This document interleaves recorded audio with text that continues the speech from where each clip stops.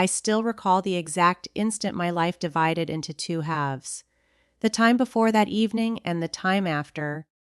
Had I arrived just 5 seconds sooner, I might never have uncovered the truth. But I didn't. What I overheard from beyond that door still replays in my head. It was nearly midnight when I reached home. My name is Daniel, 34, a project manager who spent the bulk of his nights buried under deadlines. My wife, Emily, 29, used to grumble about how little attention I gave her, yet I always believed we were resilient enough to manage. That night, I silently turned the key in the front lock, trying not to disturb her. As I entered, I noticed the living room lights were still glowing. Unusual. Emily generally turned in early. I slipped off my shoes and crept forward, and then I caught her voice, low, tender but not directed at me. I stopped cold. She was on the phone. "I miss you too, more than you realize," she murmured. My pulse began to race. At first, I convinced myself I had misheard. Perhaps she was speaking with a friend, maybe family, but then she let out a laugh. A laugh I hadn't heard in months. A laugh that once belonged to me. I edged nearer, remaining concealed behind the hallway wall. "No, he's not home yet," she said. "He'll probably show up late like always." That's when it struck me. She was referring to me. I felt a chill seep through my veins, yet I couldn't stir. I had to hear more, even if it tore me apart. "I wish circumstances were different," she went on, her voice trembling slightly. "I didn't intend for this, but you make me feel alive again. Alive again." My hands tightened into fists. Every late shift, every concession, every moment I believed I was constructing a future for us. Abruptly, all of it seemed like a cruel joke. Then came the phrase that broke everything. "I love you." After that, silence filled the space. Not from her end, but from mine. I couldn't draw a breath. I couldn't process a thought. I simply stood there, feeling like an absolute stranger in my own residence. The woman I trusted, the woman around whom I had shaped my existence, was offering her heart to another person beneath my very roof. I gradually retreated, taking care to remain silent. My first impulse was to burst in, face her, and demand explanations, but something deeper restrained me. No, if I entered now, I'd get tears, falsehoods, and justifications. I needed the complete truth.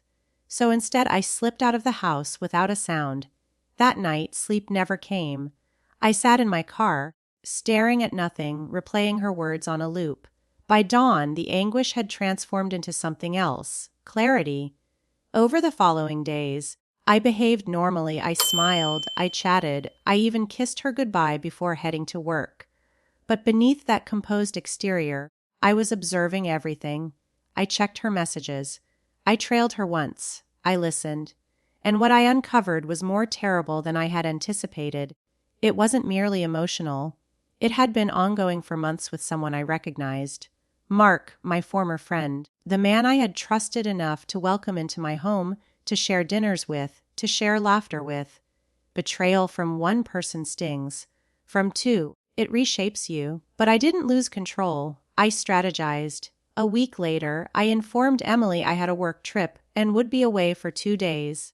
She barely responded, and that revealed everything. Instead, I remained. That night, I positioned myself outside the house, observing the lights. Around 9:00 p.m., Mark Spiegel, I experienced nothing, no fury, no grief, just a calm, unwavering coolness. I entered quietly, just as on that earlier night, but this time I didn't halt.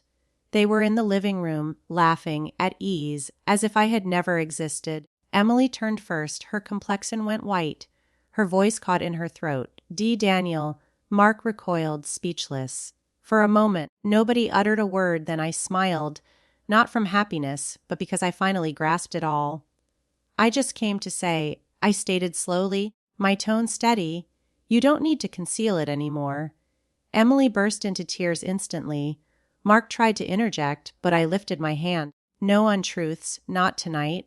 I pulled out the envelope I had readied and set it on the table. Divorce documents. I overheard plenty that night. I continued, and I've observed the rest since then. Emily sank to her knees, sobbing and pleading, but her words carried no weight now. Mark couldn't even meet my gaze. I turned toward the door, then paused. You didn't just shatter my trust, I said without glancing back. You destroyed the only version of me that ever loved you. And with that, I walked away, not shattered, not adrift, but forever altered.